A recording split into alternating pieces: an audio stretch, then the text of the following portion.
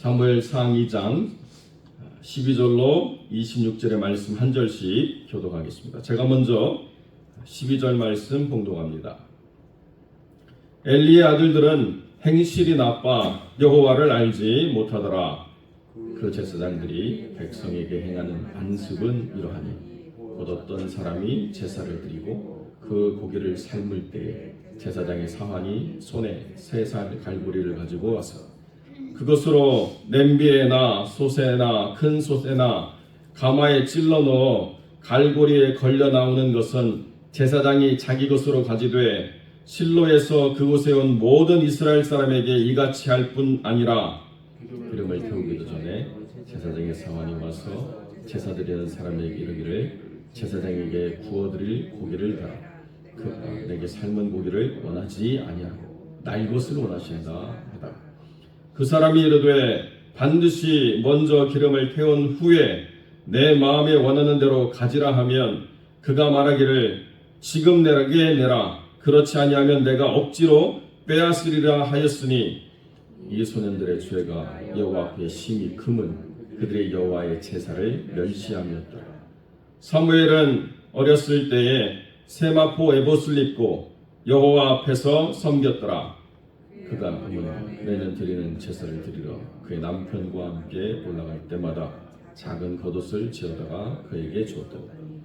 엘리가 엘가나와 그의 아내에게 축복하여 이르되 여호와께서 이 여인으로 말미암아 내게 다른 후사를 주사 이가 여호와께 간구에 얻어 바친 아들을 대신하게 하시기를 원하노라 하였더니 그들이 자기 집으로 돌아가매 여호와께서 한나를 돌보시되 그로 하여금 임신하여 3아들과 2딸을 낳게 하셨고 아이 사무엘은 여호와께서 자라니라. 엘리가 매우 늙었더니 그의 아들들이 온 이스라엘에게 행한 모든 일과 회막문에서 수종드는 여인들과 동침하였음을 듣고 그들에게 이르되 너희가 어찌하여 이런 일을 하느냐.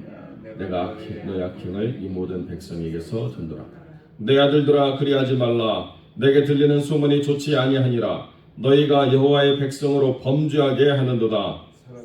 사람에게 범죄하면 하나님이 심판하시려니 만일 사람이 여호와께 범죄하면 그 여호와 그를 위하여 간구하겠느냐 하되 그들이 자기 아버지의 말을 듣지 아니하였으니 이는 여호와께서 그들을 죽이기로 뜻하셨습니다. 함께 있습니다. 아이 사무엘이 점점 자라매 여호와와 사람들에게 은총을 더욱 받더라. 아멘.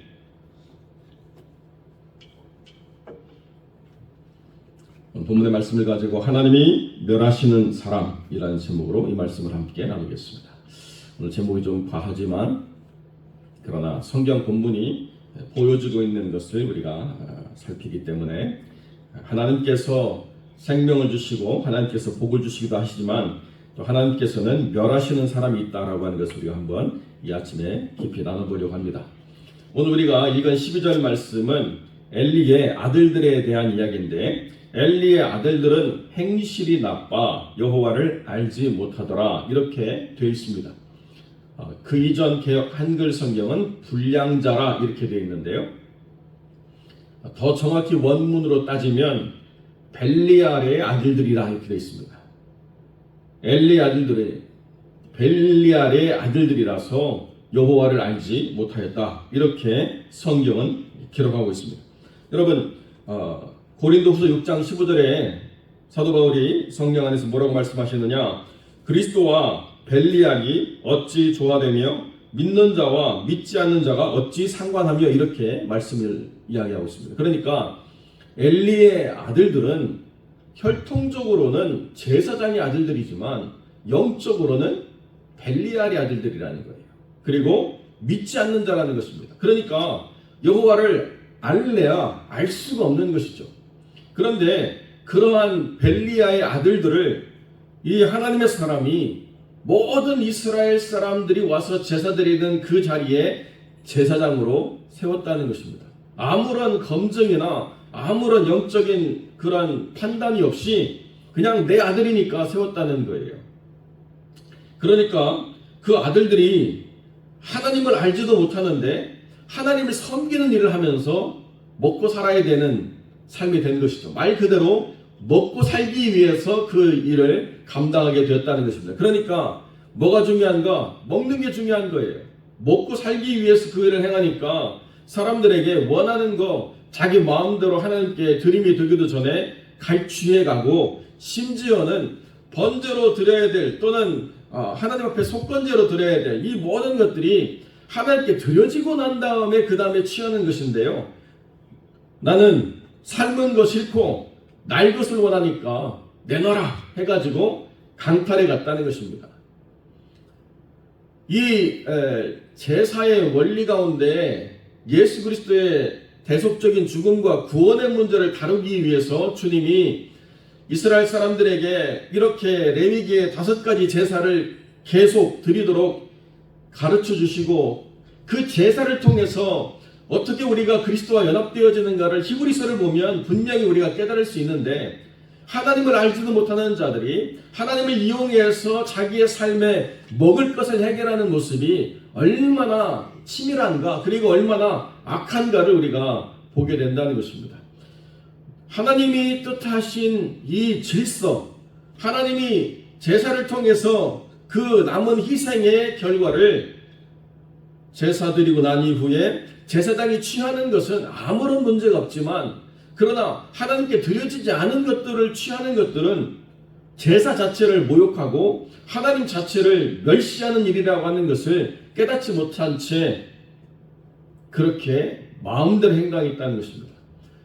육신의 정욕과 안목의 정욕과 이 세상의 자랑거리들로 살아가려고 하니까 통제되어지지 않는 삶을 사는 거죠. 그러니까 심지어는 어떻게까지 행하였느냐, 그 회막문에서 수종드는 여인들이 있었는데 여인들과 함께 동침하기까지 하는 음란의 죄까지 그들이 치우쳐도 아무런 제재가 없이 그렇게 마음껏 방자하게 행했다는 것입니다.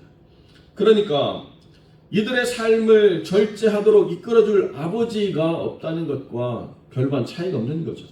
여러분, 한나가 소리는 내지 않고 입술로만 기도할 때에 엘리가 언제까지 술 취하겠느냐, 포도주와 독주를 끊어라, 이렇게 사무엘상 1장 15절이 말합니다. 그러니까 그 한나가 뭐라고 이야기하느냐, 당신의 여종을 악한 여자로 여기지 마옵소서, 이렇게 대답하거든요. 여기서 말하는 악한 여자가 뭐냐, 벨리알의 딸로 여기지 마옵소서, 이렇게 이야기하는 거예요. 정작 자기 아들은 벨리알의 아들인데 언제까지 취할 것인가, 끊어라, 이렇게 말 못하는 거예요. 그런데 정작 와서 기도하는 사람은 언제까지 취하고 있는가, 이 벨리알의 딸아, 이렇게 표현하고 있다는 것입니다. 그러니까 그 감정 그대로 받은 한나가 나를 벨리알의 딸이라고 생각하지 마십시오.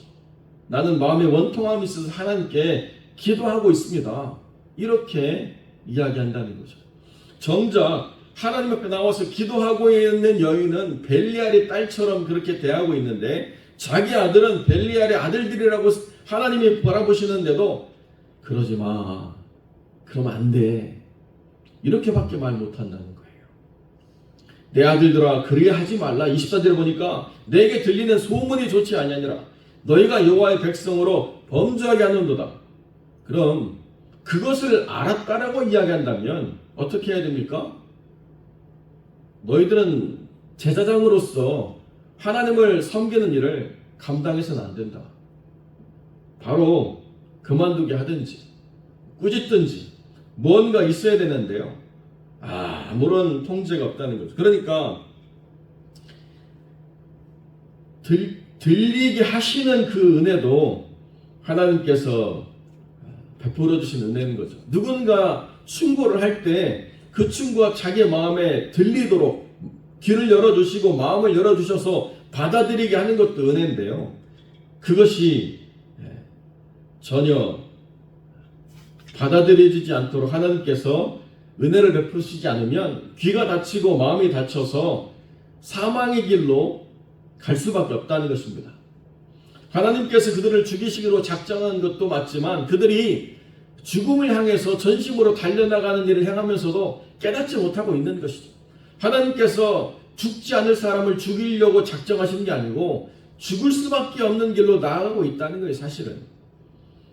그런데 이것을 그들이 깨닫지 못하는 이유가 뭐냐?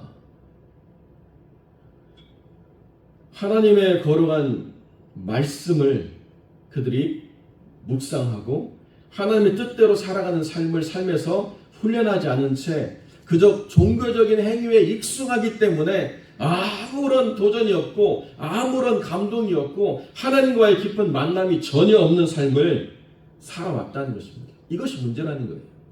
350년 동안 여호수아가 죽고 사울이라고 하는 그 왕이 세워져 있는 이 350년 동안 가장 영적이어야 될, 가장 하나님 앞에 긴밀해야 될, 가장 하나님과 깊은 교제를 가져야 될 그 자리에 있는 사람들조차 하나님과 무관하게 살아가도 아무런 문제가 없는 것처럼 보여지는 세상이 이게 정말 망할 세상이라는 거죠. 그렇기 때문에 하나님께서는 엘리의 가문으로 이어지는 어떤 제사장의 역할을 다 그치게 하시고 하나님 안에서 사무엘이라고 하는 하나님의 사람을 준비시키고 있다는 것입니다. 사무엘은 하나님 안에서 점점 자라면서 하나님을 섬기시는 자로 자라고 있습니다. 똑같은 자리, 똑같은 환경, 똑같은 삶의 그 자리에 머물러 있지만 어떤 사람들은 하나님의 말씀을 듣지 않고 방자히 행하고 멸망의 길로 나아가고 있는데 어떤 사람은 환경 탓하지 않고 사람 탓하지 않고 조건 탓하지 않고 거기서 하나님을 섬기는 삶을 살아가고 있다. 차이가 무엇입니까? 그를 하나님께 드린 어머니의 기도가 있다는 거예요. 매년 와서 그 어머니가 야 이제 그만하고 나랑 같이 갈래 이런 게 아니고 매년 와서 무엇을 행합니까? 세마포 에봇을 입고 여 앞에 섬기는데요. 그 세마포 에봇을 매년 지어가지고 오는 거예요. 너의 정체성이 하나님을 섬기는 사람이야. 너는 여기서 하나님을 잘 섬기는 사람이어야 돼. 그 어머니의 보이지 않는 기도, 그 어머니의 그 아들을 만날 때마다 세워주는 그 아들이 살아가야 될 삶의 그 거룩한 가치, 이것들을 엘리나 또는 홈리나 비나스를 보면 전혀 그 공간에서 하나님을 신실하게 섬기는 사람이 나올 것 같지 않지만 그 어머니의 기도가 땅에 떨어지지 않는 거예요. 그 어머니가 매년 지어오는 그 겉옷, 세마포 에봇을 그 아들이 입을 때마다 내가 어떻게 살아가야 될 것인가를 늘 자각하면서 살아가게 되어 있다는 것입니다. 그러니까 내 품 안에서 내가 좋은 것 먹이고 좋은 환경 주고 좋은 길로 갈 수 있도록 내가 아무리 애쓴다라고 내 아들이 잘 되는 게 아니고 내 딸이 잘 되는 게 아니고 내가 하나님께 내 자식을 맡기고 그 자식들이 하나님의 뜻 안에 살아가도록 기도하고 그들을 권면하고 이끌어주는 그것이 그 아이들을 사망의 길이 아니라 생명의 길로 걸어가게 하는 참된 부모 역할인 것이죠. 엘리는 하나님의 사람으로서 어떻게 하나님의 복을 전할 것인가 라고 하는, 그리고 어떻게 하나님의 음성을 듣고 반응할 것인가 라고 하는 그런 모습들을 보여줘요. 그렇게 엘리가 매년 와서 그렇게 아이를 세우니까 엘리가 그 엘가나와 한나를 축복하고 하나님께서 여기에게 또 다른 후사를 주셔서 그 하나님의 은혜가 풍성 임하기를 원한다고 그렇게 간구해 줄 수 있는 그런 정말 선하고 올바른 그런 지도자의 모습을 드러내고 있는 거거든요. 그런데 문제는 자기 아들의 그 악한 행실을 그치게 할 마음의 결단이나 의지가 없다는 거예요. 그러면 하나님께서 다른 것도 아니고 하나님 앞에 나와서 정결함을 입고 예수 그리스도의 그 거룩한 본을 드려야 될 그 역할을 오염시키는 그 사람이 어떻게 하나님 앞에서 회복될 수가 있겠습니까? 오늘날의 문제가 바로 여기에 있는 것이죠. 멸망에 가증한 것이 거룩한 것에 선 것을 보거든 돌이키라고 주님이 말씀하십니다.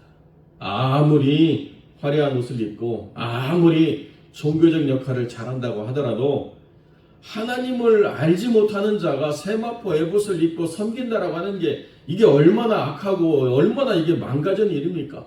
그럼에도 불구하고 이 온 세상이 망가져갈 수밖에 없는 그 멸망의 길을 향해서 달려나가는 세상이 되어버렸다는 것입니다.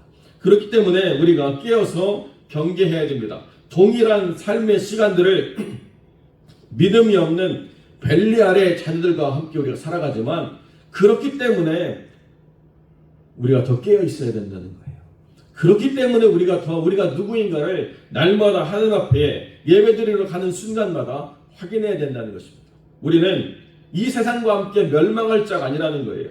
우리는 이 세상 속에서 하나님의 빛을 드러내고 하나님의 영광을 전할 수 있는 믿음의 사람을 하나님이 선택하셨다는 것입니다.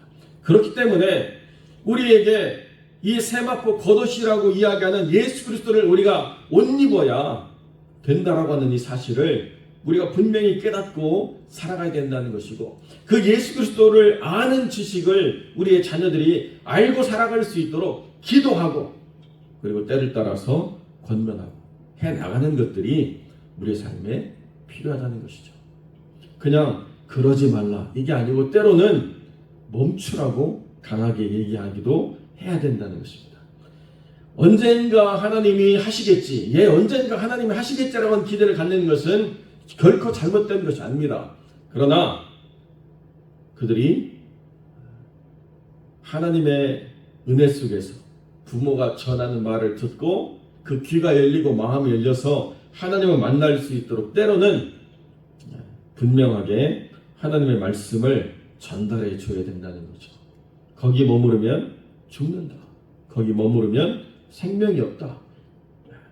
사람이 그 길을 계획한다 할지라도 그 걸음을 인도하시는 이가 하나님이 아니면 사람이 보기에는 필경은 영광의 길을 알지라도 생명의 길을 알지라도 필경은 사망의 길이 될 수밖에 없다는 것을 하나님과 동행하지 않고서는 깨달을 수 없다.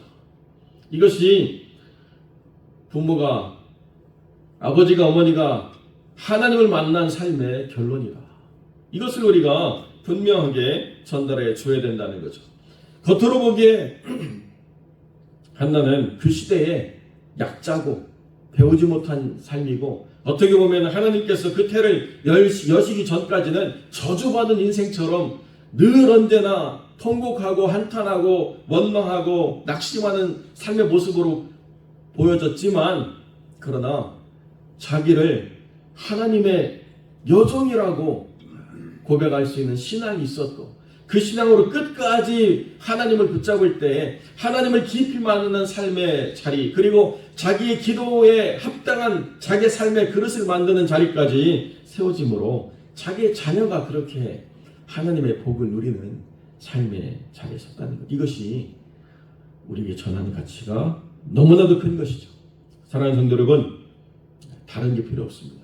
우리의 자녀에게 좋은 환경, 좋은 조건, 좋은 배움, 그것보다도 먼저 선행되는 것이 부모의 기도고, 예수 그리스도로 옷 입는 삶을 가르쳐주는 살아있는 지식, 하나님을 알아가는 참된 믿음의 가치를 전달해주는 그것입니다. 우리가 이 시대에도 여전히 사망과 생명의 길이 있는데 우리의 자녀들이 멸망의 길로 나아가지 않도록 하나님 안에서 변화되고 생명의 길을 걸어갈 수 있도록 우리가 그들을 권면하고 기도하고 세워가는 복된 영혼들이 되시기를 주님의 이름으로 간절히 축원드립니다.